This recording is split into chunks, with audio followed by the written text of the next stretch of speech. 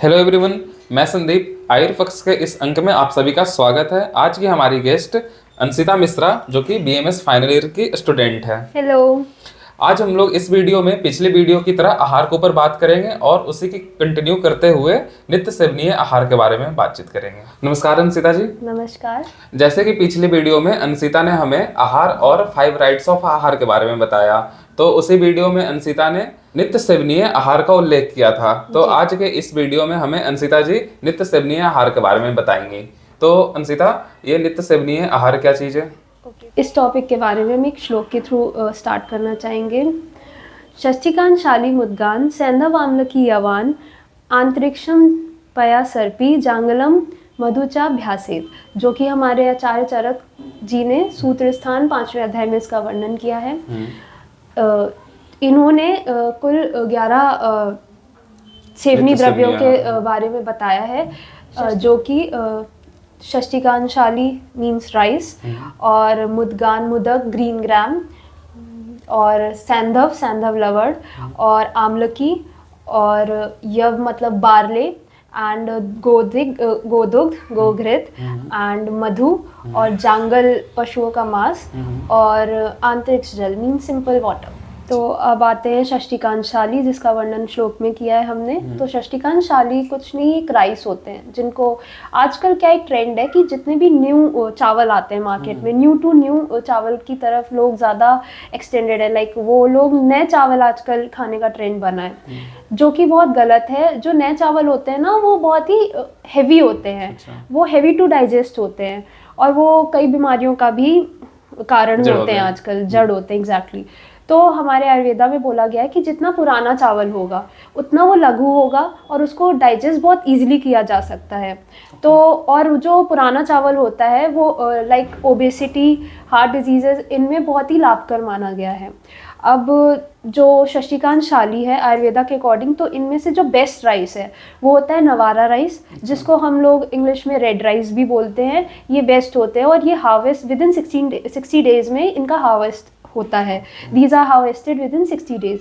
तो इनका इंटेक करने से बहुत अच्छा होता है। These are rich in minerals, proteins, thiamine, riboflavin, and कई सारे पोषक तत्वों से भरपूर होते हैं, एंड ये गुड सोर्स ऑफ एनर्जी होते हैं। आपने बताया कि बेस्ट राइस रेड राइस होता है। Exactly, Navara rice. टोटल कितने टाइप की स्पीसीज पाए जाते हैं हमारे इंडिया में राइस के? संदीप, पहले के ज़माने में 11 लाख स्पीशीज़ पाई जाती थी राइस की, बट अब जो है लगभग 6-7 हज़ार वेराइटीज़ अभी भी पाई गई हैं और पाई जाती हैं, और हमारी गवर्नमेंट है उसको प्रिजर्व कर रही है। और जब चावल की बात आती है तो it's not all time about basmati rice, but उसके अलावा कई वेराइटी हैं राइस की जो अभी भी पाई जा रही हैं। ओके।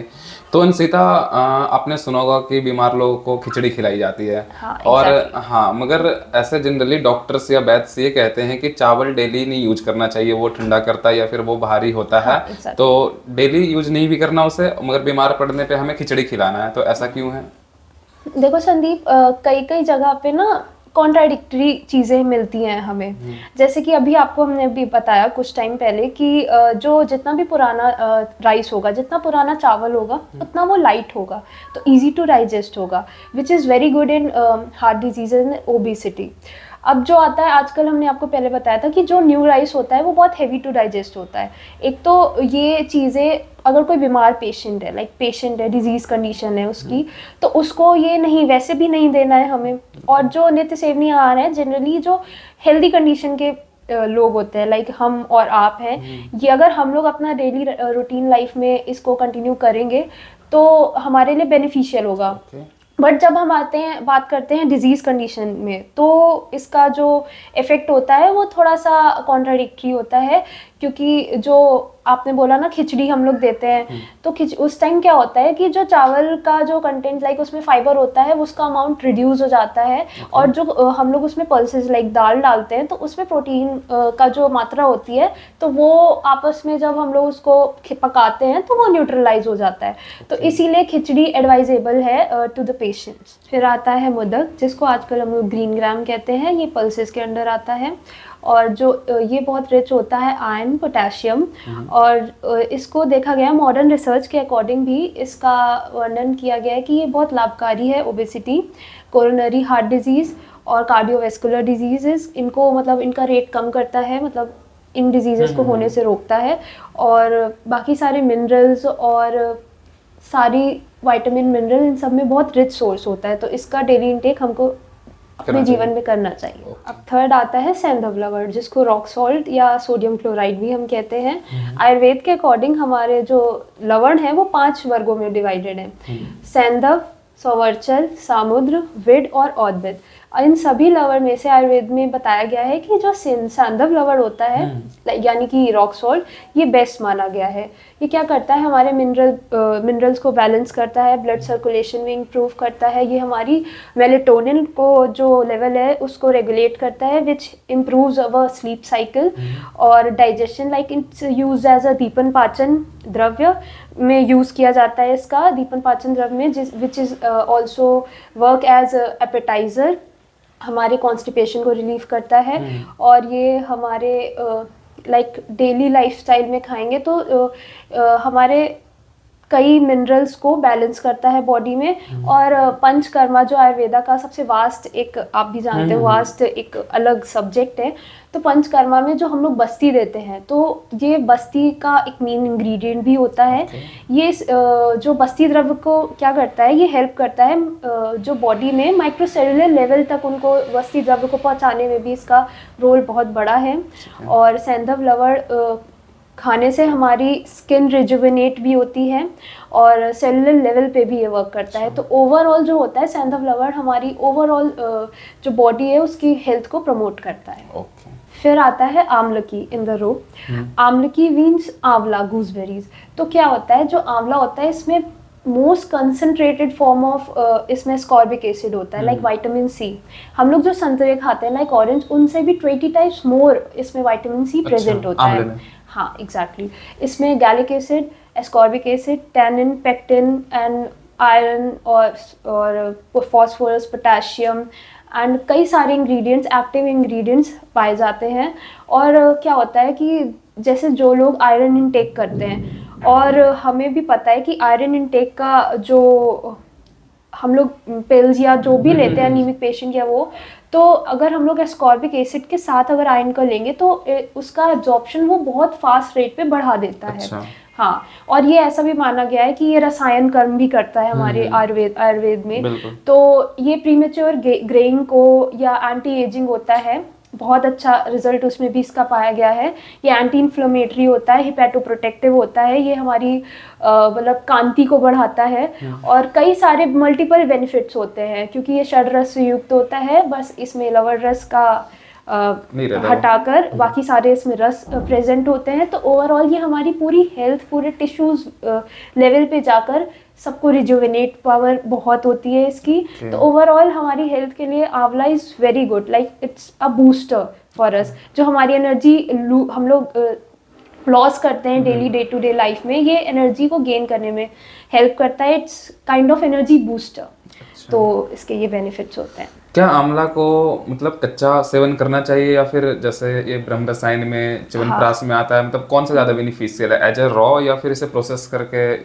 हाँ देखिए, दोनों में ही बहुत अच्छा इसका पाया गया है रिजल्ट। बट कोई भी चीज़ हम बोलते हैं कि रॉ लेने से उसका जो इफेक्ट होता है वो बहुत ज़्यादा होता है। एंड अगर आप संस्कारित करके लाइक उसके गुणों में गुणांतरा धान करके, मतलब कई चीज़ जैसे आंवले का मुरब्बा होता है, ये चीज़ें खाते हैं तो वो उसका अलग अपना इफेक्ट होता है, वो चीज़ों से मिलकर बनता है। तो जो दूसरी चीज़ से कंबाइन हुआ है वो उसका भी उसमें इंग्रेडिएंट्स, एक्टिव इंग्रेडिएंट्स आकर वो डबल एफिकेसी के साथ हमारी बॉडी पे वर्क करता है। एंड अगर हम सिर्फ आंवले की बात करें तो उसका रॉ इनटेक अगर जितना ज़्यादा होगा और वो उतना ही ज़्यादा हमारे लिए बेनिफिशियल होगा बॉडी के लिए। ओके।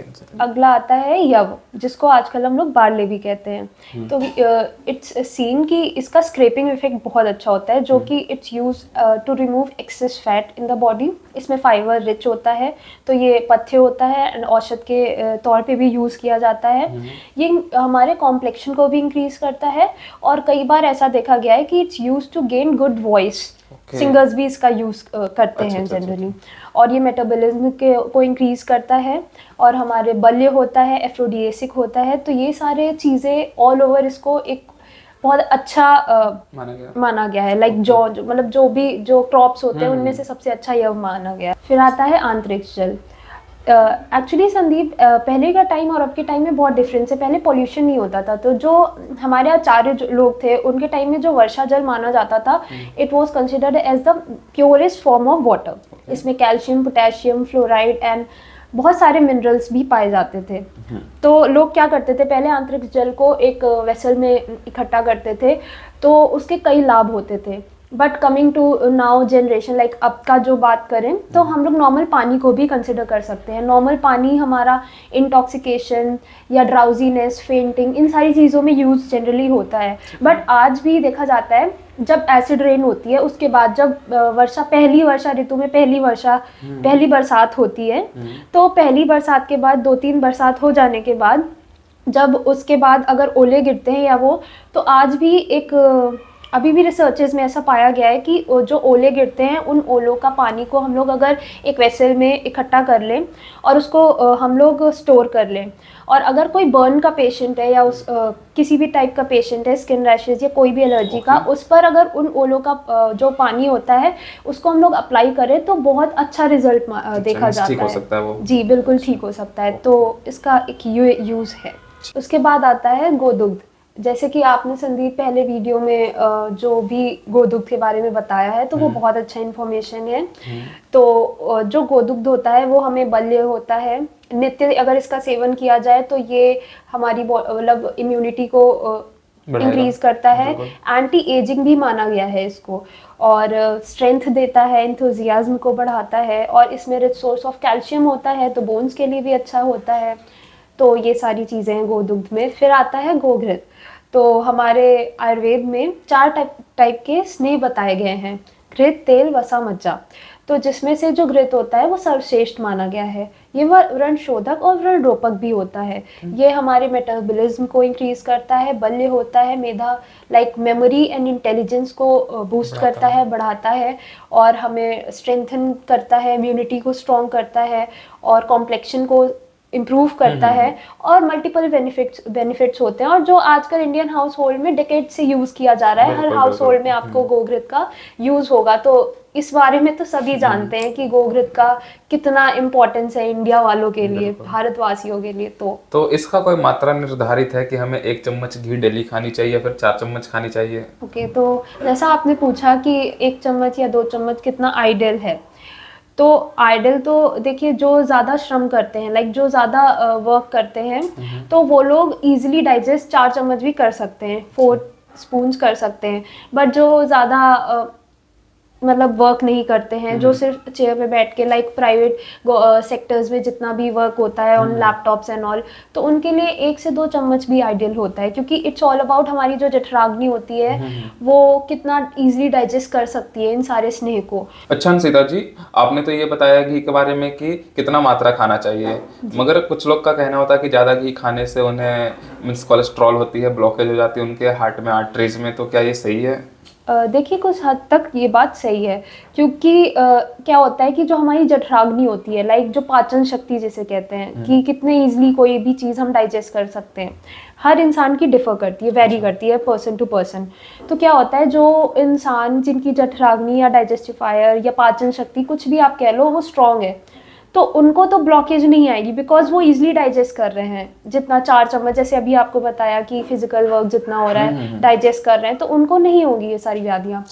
बट अगर कोई डाइजेस्ट 1 स्पून भी नहीं कर पा रहा है, तो जाहिर सी बात है उसको ब्लॉकेज होगी। इस जो आपने बीमारियां बोली है उसको होने की संभावना बढ़ जाती है। ओके, मींस ये डाइजेस्टिव फायर पे हमारी डिपेंड करती है। yes. हाँ, कि हमें कितना लेना चाहिए। अगर हमारी जो डाइजेशन पावर उससे ज्यादा लेते हैं हम, तो फिर वो जाके ब्लॉकेज करेगा, ऑब्स्ट्रक्शन का कारण बनेगी। एग्जैक्टली।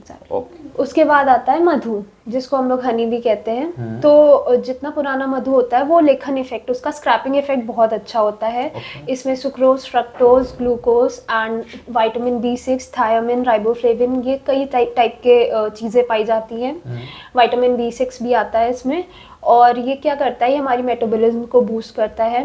ये कफ नाशक होता है। तो जितनी कफजन्य बीमारियां अकॉर्डिंग टू आयुर्वेद में आती हैं, तो आपने घर में भी देखा होगा कि जब हम लोगों को जुकाम खांसी सर्दी होती है तो हमारी जो मम्मी लोग होती हैं तो वो लोग शहद को जो हनी होता है उसमें मिक्स करके देती हैं, जो हमारी जो कफिंग होती है उसमें बहुत रिलीफ देता है। क्यों देता है? बिकॉज इट्स कफ नाशक। तो इसकी कफ नाशक प्रॉपर्टीज कफ बाहर निकालने में मदद करती है। एग्जैक्टली, हाँ, वो करता है। और ये एंटीसेप्टिक होता है, तो अल्सर्स, वुंड्स, इन सब में भी इसको अप्लाई कर सकते हैं। और ये ओबेसिटी को भी कम करता है। और इसका सही तरीके से यूज़ किया जाए तो इसके बहुत अच्छे मतलब बेनिफिट्स हम लोग इससे यील्ड कर सकते हैं। आजकल तो लोग ये भी करते हैं कि सुबह उठते हैं, पानी गर्म करते हैं, उसमें शहद मिला के पीते हैं और उनका मतलब मानना ये है कि वजन कम होता है। तो क्या ये सही है? नहीं, ये बिल्कुल गलत तरीका है। ये बिल्कुल भी सही तरीका नहीं है। ये आयुर्वेदा में एकदम साफ स्पष्ट रूप में कॉन्ट्राइंडिकेटेड है कि हनी को कभी भी गर्म बॉईल करके नहीं यूज़ करना चाहिए। क्या होता है, जब हनी को हम लोग गर्म कर उसको लेते हैं तो उसके जो केमिकल कॉम्पोजिशन है वो चेंज हो जाती है। तो और वो टॉक्सिन प्रोड्यूस करती है। जो टॉक्सिन होती है वो हमारी म्यूकस मेम्ब्रेन है जो स्टमक में, उसमें जाके स्टिक हो जाती है और कई सारे डाइजेस्टिव प्रॉब्लम्स को क्रिएट करती है। डाइजेशन अपसेट कर देती है हमारा, स्किन डिजीजेस को कॉज करती है। और जो लोग सोचते हैं कि ये वेट गेन को कम करती है, लाइक वेट लॉस, बट ये वेट गेन करती है। अच्छा, उल्टा काम करती है। एग्जैक्टली। उसके बाद लास्ट में संदीप आता है जांगल मास। अच्छा। बट ये कॉन्ट्राडिक्टरी है आजकल के लोगों के लिए, क्योंकि हम में से कुछ लोग वेजिटेरियन होते हैं, कुछ लोग नॉन वेजिटेरियन होते हैं। तो वेजिटेरियन लोगों के लिए तो अब ये ऑप्शन कट रहता है हमेशा।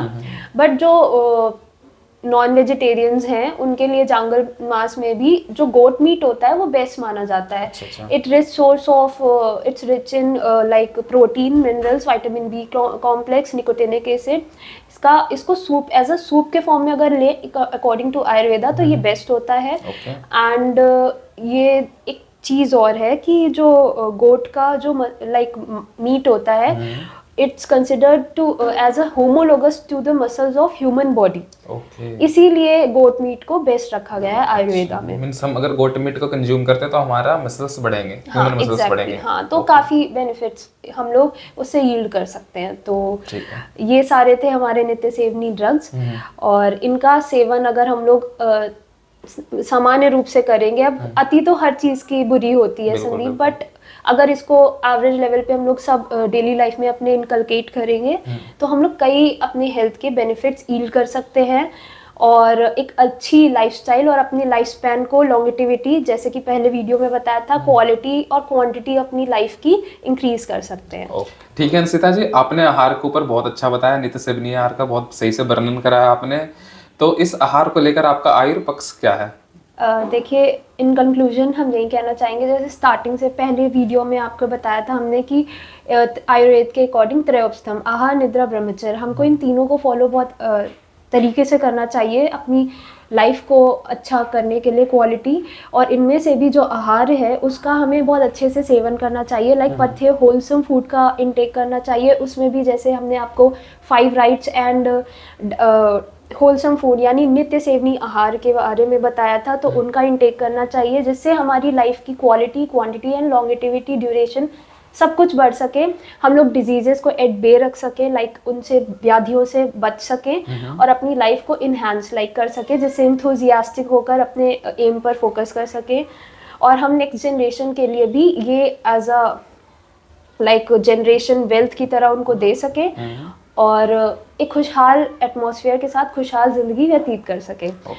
तो इसीलिए इसके साथ मैं एंड करना चाहूँगी कि आयुर्वेद को अपनाएं, खुश रहें और स्वस्थ रहें। ठीक है, धन्यवाद अंशिता जी। Thank you. आज की हमारी वीडियो नित्य सेवनीय आहार के ऊपर थी। उम्मीद है आप सभी ने कुछ नया जाना होगा और यह वीडियो पसंद आई होगी।